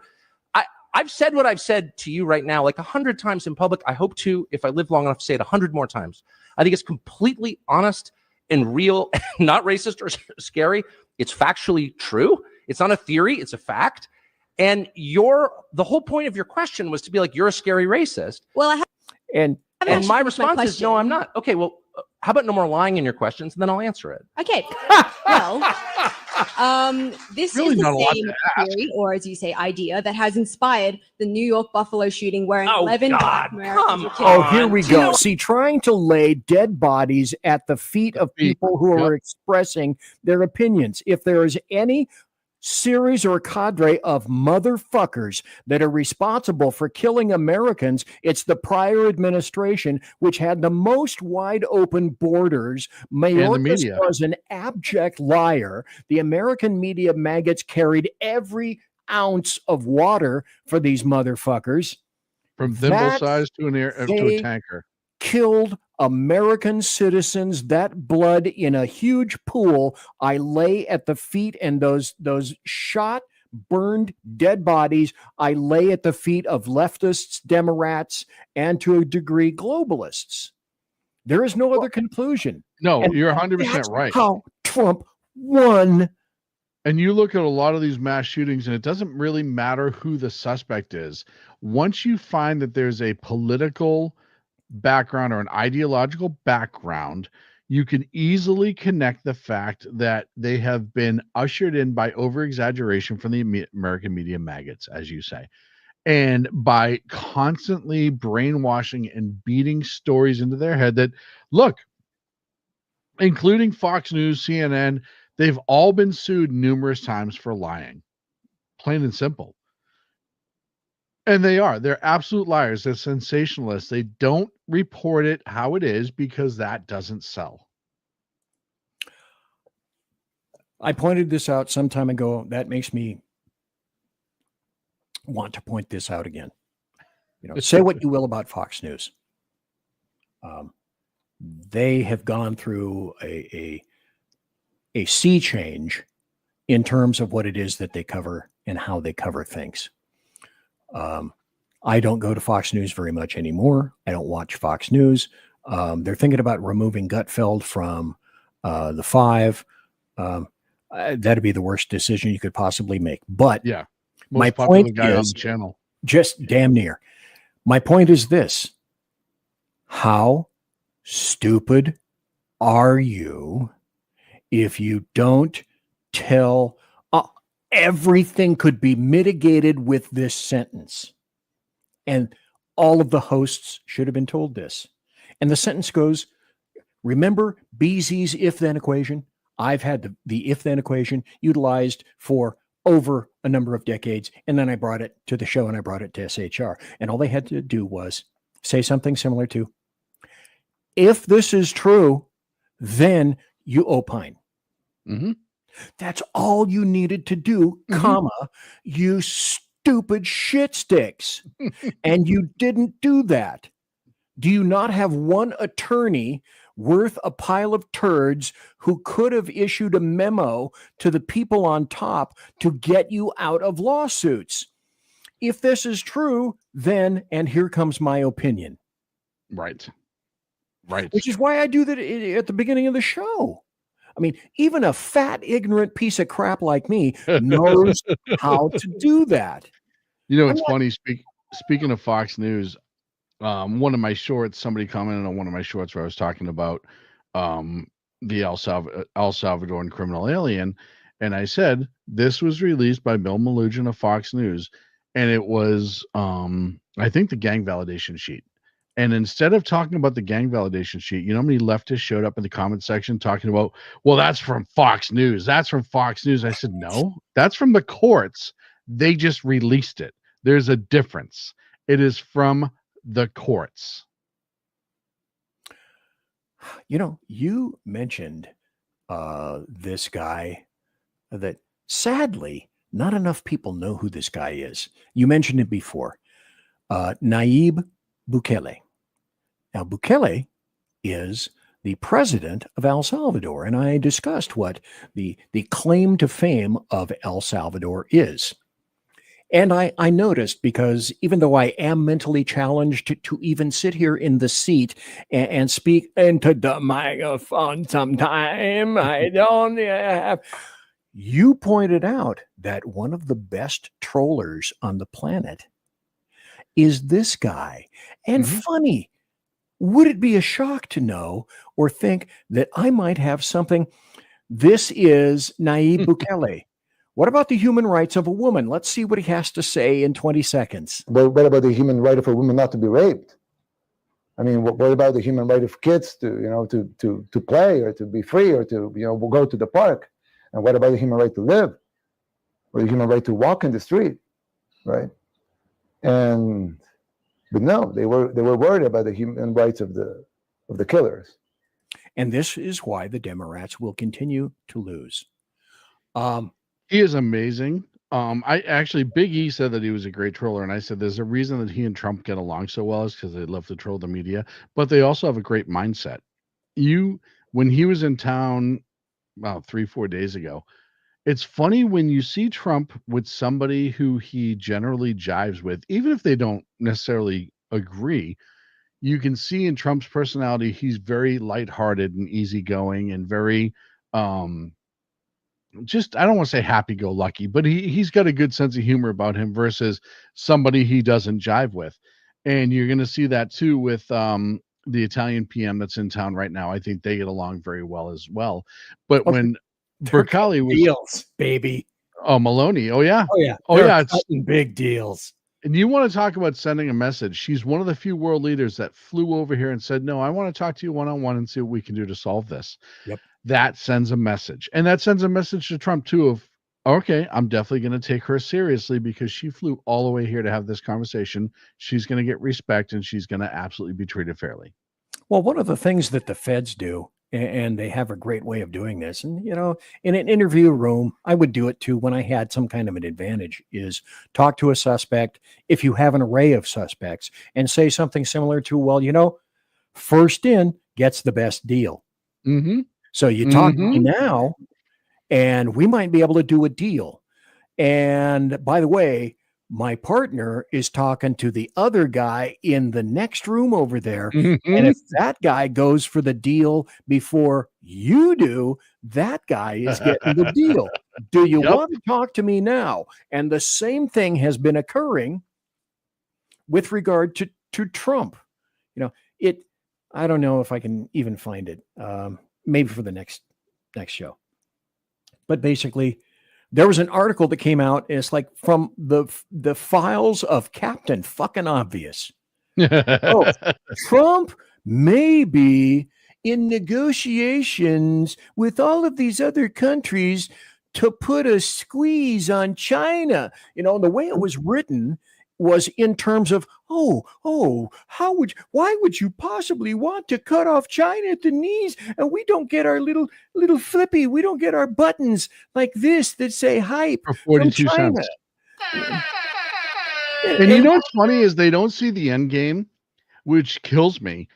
If you have a weak economy in China and an economy that just crumbles, guess what China can't do? They can't invade Taiwan. They can't spread influence throughout the world. The communist evil regime that kills people left and right that they don't agree with will then be pushed into essentially irrelevancy. And maybe, just maybe at some point, that could cause a regime change. It seems to me that the lost wanderer, and I repeat repeatedly, all who wander are not lost, may have a thingy for the Italian PM. Not sure. Don't quote me right there. Oh, I do too, though. But yeah, you know, her hotness happens to be, well, you know, you wouldn't say that, and I wouldn't say that, and LW wouldn't say that unless there was some veracity. Look, on top of her physical, her not just her ideology, but just how she carries herself. No, I bet with a glass of your favorite whatever, she would be an interesting person to sit down and just chat about. If no other reason than the travails and the bullshit she had to get to be where she is now. Yeah, don't get me wrong. I think that she's a very intelligent woman. I think she's a very capable woman. I think she's a strong leader. There's some things I don't agree with that she said and done, and that's okay. I don't have to agree with everybody. Exactly. But yeah, I would 100% sit down and have a chat with her and just see what makes her tick. Oh, it would be wonderful. So it's time to go nighty-night. Bye-bye. Hasta la It is. And all the guys are spun up about Prime Minister Maloney now. Oh yeah. Okay, here's Lost Wanderer. The chat rooms come alive. Yeah, it's like, ding! Hello, you're talking about. You know, what's funny is, like at the end of a show, your chat room starts to die off because it's getting late and people are tired and they've chatted all night. Just like your chat room's been amazing tonight. They've been awesome.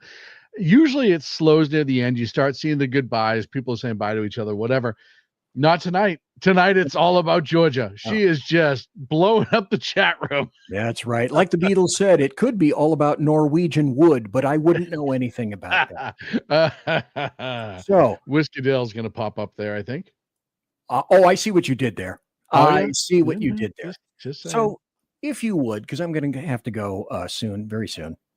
Bigly soon, huge soon. It'll be so soon. It's the biggest soon that you've ever seen. The best soon. The best soon that anyone's ever seen ever on this planet. It'll be bigger and better than soon. Any soon you've ever seen.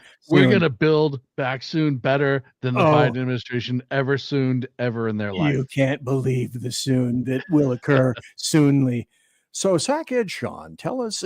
Yeah, okay. I see a good point. You can't see me sitting. I can do it down here. We're going to go soon. It's going to be late. It's going to be amazing. People are going to love it. The soon is going to sooner than any soon is ever soonest. That's right. So, if you would please, Monday. He's still on this kick. Look down below. This is from Lost Wanderer. Oh, Lost Wonder is amazing. Absolutely amazing. Monday and Wednesdays, 8 p.m. Pacific, 11 on the East Coast. The Edge of Liberty is the name of my show, and you can catch it on X, YouTube, Rumble, Twitch, and Facebook Live. And if you don't get that, I'm on Apple Podcasts, and I am on Google Podcast and Spreaker, and you can catch it all right there. These guys are going nuts. It's just awesome. Thank you, BZ, as always, for having me. All you guys and gals that have been in chat tonight, they deserve a ding. Oh, God, yeah. Where am I? The chat room's been off the hook tonight. Oh, well, that was crappy. What the hell? Send it again. God dang. Okay. Tomorrow, every Monday and Wednesday, Whiskey Dill. Every Monday and Wednesday, 8 p.m. Pacific. Yep. And there we go. And let me see. Today's Thursday. What show do we have tomorrow? So tomorrow morning you have tomorrow afternoon, tomorrow night you have Jersey Joe Reaver Common Sense, 6 p.m. Tuesday and Thursday afternoons at 9 a.m. Pacific, 12 on the East Coast. You have Mission Ready Men with Big E. Monday and Friday, 6 p.m. Pacific, 9 on the East Coast. You have the Reaver Common Sense with Jersey Joe. Ha ha! And there we go. And Mission Ready Men and everybody who was here tonight. Thank you ever so kindly. I'll be cogitating over the weekend, and then Monday, not Sunday, but Monday.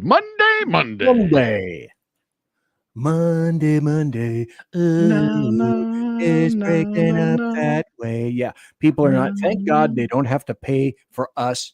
Listen to us. It's going to be Monday. It's going to be a good Monday. You're going to love it. It's going to be amazing. Like a Monday you've never seen before in your life. Like that's Georgia. She wants a piece of Elon. We got to keep them separated, but that's okay.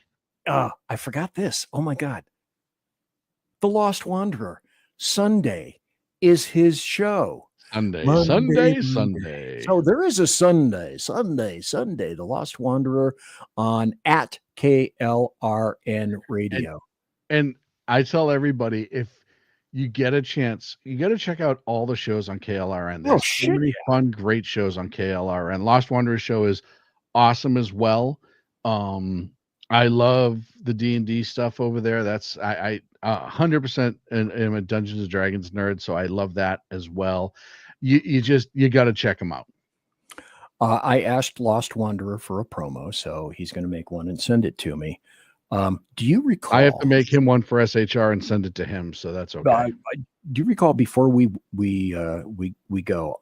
Do you recall I told you I was going to make you a promo because the current promo that I have says that you're on Monday and Friday nights, and now I haven't updated my own sound clip. And you sent me your music bed for that, and again, thank you for that. I greatly appreciate it. Okay, would you believe that I hired 2 separate voices to porn stars do your voiceover?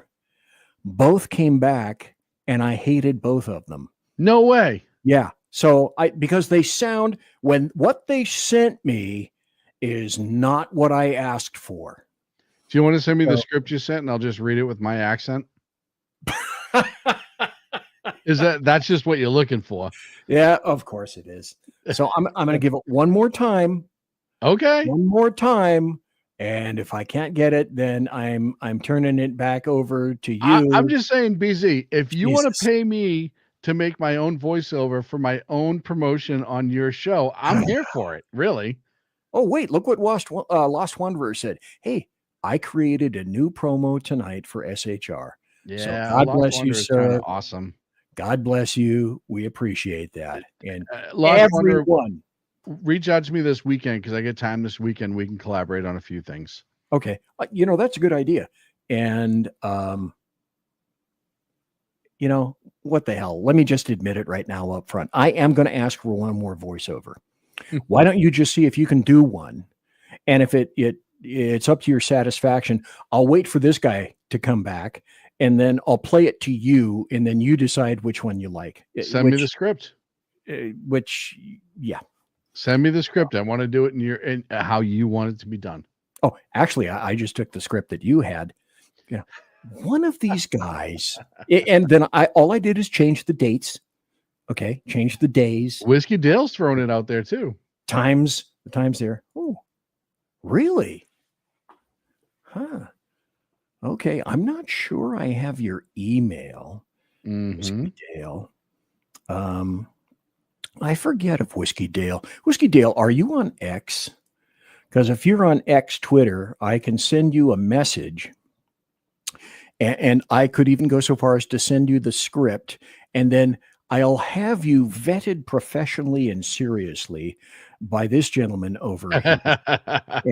and he'll see if you make the grade. He says, I have a mic.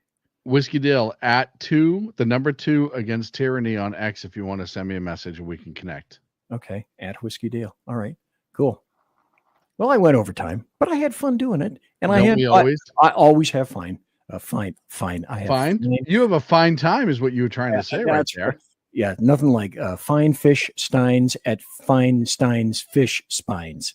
Okay, yeah, go ahead and say that 3 times very fast. I'll have a new garage band for you next week. I was going to say. That was not my garage band. So wait a minute. Sean, professional, lost wanderer. You injure me. You know what's funny is my soul. Everyone sees this side of Sackhead Sean, the guy who's slipping bourbon and having a good time in the show. BZ will tell you, watch me at events. Watch me when we're actually producing. Watch me when we're at like things like Freedom Fest, where we're going for 3 days in a row, and I am cracking whips on people to be on time, make sure things are get. I can be professional. I just choose not to be on a regular basis. Well, and it's not the soul shindig anymore. We all have jobs and work and paychecks and bills and all that stuff. I'll tell you what, though, I do miss those days, man. I miss those days when we were going to events. I miss those days when we were covering. So some of my funnest memories were at Freedom Fest when we were just having a blast and knocking out 20 interviews a day, and it was a good time. You want to hear something really weird now that you reminded me of that? Guess who sent me a message through X?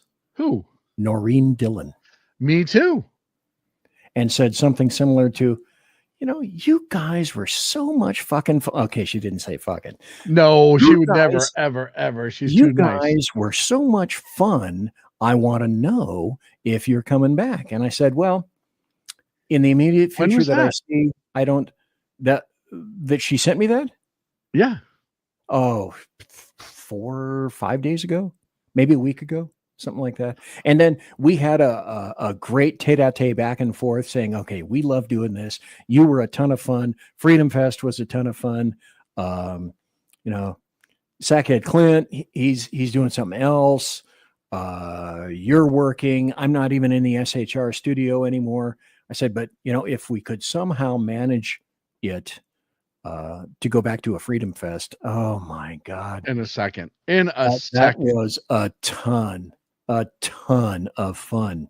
And, hey, I was only privy to see some of the people that were there. I only worked Freedom Fest with you guys at SHR for 2 years, but we saw Ken Norton.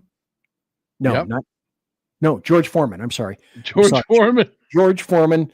Why did my brain go to Ken Norton? I do not know. I don't know where you were going with that, to be honest. I don't know. So we saw George Foreman, John Stossel. We got pictures taken with Larry Elder. Michael Medved sat down. Mr. Forbes, Steve Forbes. Steve Forbes interviewed with us. Back bourbon with Steve Forbes in front of his bodyguard. And I still have the wooden case from the bourbon that the bourbon was in that he signed. I still have that here somewhere. Yep. Yeah, I bet it's right behind you on the bookcase somewhere. Actually, I think I sealed it so it doesn't rot. Damn it, Jim. And then you also saw some guys yourself. Who's the guy from Peranto? Chris Peranto from Benghazi.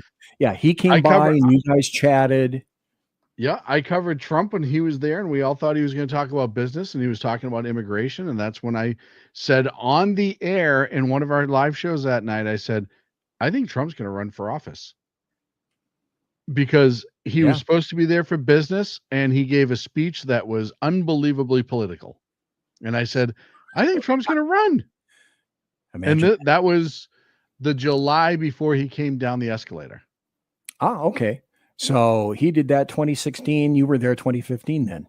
Yeah, that was on Main Street. No. That was in 2016 when we were on Main Street at Freedom Fest. We were in Media Row. Oh, okay. Alrighty then. I won't even tell That you. was the year the professor and Ken were with us. And me? Well,